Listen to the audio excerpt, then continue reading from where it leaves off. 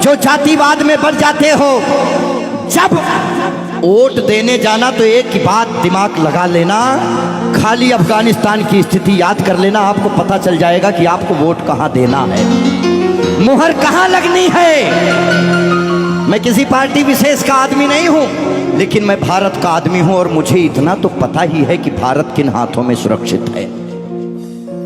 इसीलिए ध्यान से ये जो जातिवाद में हम लोग बट रहे हैं उस पे है कि मन की हल्दी घाटी में राणा के भाले डोले थे, यूं लगता है वीर शिवाजी चीख चीख कर बोले थे। पुरखों का बलिदान घास की रोटी तक शर्मिंदा है, कट गई जंग में राणा की बोटी बोटी शर्मिंदा है। खुद अपनी पहचान मिटा दी कायर भूखे पेटों ने, जो टोपी जालीदार पहन ली हिंदू माँ के बेटों ने। और सर पर लानत तालियां नहीं, सुनिए पूरी बात कि मन की हल्दी घाटी में राणा के भाले डोले थे, यूं लगता है वीर शिवाजी चीख चीख कर बोले थे। पुरखों का बलिदान घास की रोटी भी शर्मिंदा है, कट गई जंग में राणा की बोटी बोटी शर्मिंदा है। खुद अपनी पहचान मिटा दी कायर भूखे पेटों ने, जो टोपी जालीदार पहन ली हिंदू माँ के बेटों ने। सर पर लानत वाली छत से फिर खुला ठिकाना अच्छा था, टोपी गोल पहनने से तो मर जाना ही अच्छा था। मथुरा अवधपुरी घायल है, काशी घिर गई कराहों से, यदकुल गठबंधन कर बैठा कातिल नादिर शाहों से। मुंह से आह तलक ना निकली धर्म ध्वजा के फटने से, कब तुमने आंसू छलकाए गौ माता के कटने पे।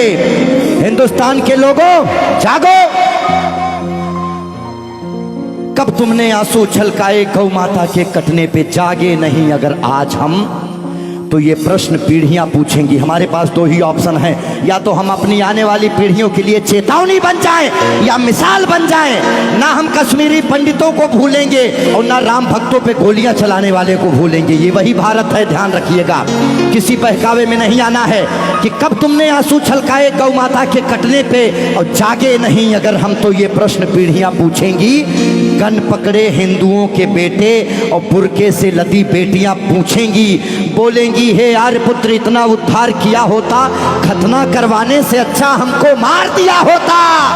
और सोते रहो सनातन वालों तुम सत्ता की गोदी में, पर सांस आखिरी तक भगवा की रक्षा हेतु लड़ूंगा मैं। शीश कलम करवा दूंगा पर कलमा नहीं पढ़ूंगा मैं, शीश कलम करवा दूंगा। आने याद रखना, हमारे भारत में 29 राज्य हैं, जिसमें से खाली 22 राज्यों में हम लोग बहुसंख्यक हैं, बाकी अल्पसंख्यक। इसीलिए मैं भजन भी गाता हूं, मैं जागरण भी करता हूं, क्योंकि मैं भारत, मेरा चैनल कभी भी बदल सकता है। अभी देशभक्ति चल रहा है, कभी कभी कपिल शर्मा लग जाएंगे, फिर कभी आस्था लग जाएगा। लेकिन एक बात का ध्यान रखना, हमेशा हम आज़ाद कैसे हुए ये बहुत मायने नहीं रखता है, लेकिन हम गुलाम कैसे हुए ये बहुत ज़्यादा मायने रखता है। आप जानने का प्रयास करना कि ऐसा क्या हुआ होगा भारत में जो पूरा अखंड भारत गुलामी की तरफ बढ़ गया।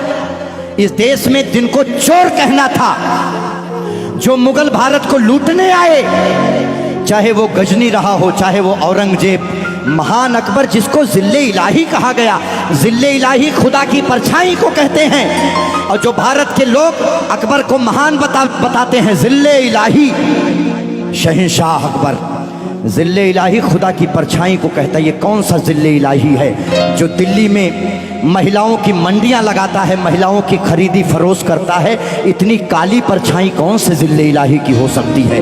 इसीलिए आप अपने हीरोज, अपने बच्चों को बताओ कि ये देश भगत सिंह की वजह से, ये देश जियो तिवारी जनेऊधारी, चंद्रशेखर आजाद, ये देश मंगल पांडे, बुंदेले हर बोलों के मुंह हमने सुनी कहानी थी और खूब लड़ी मर्दानी वो तो।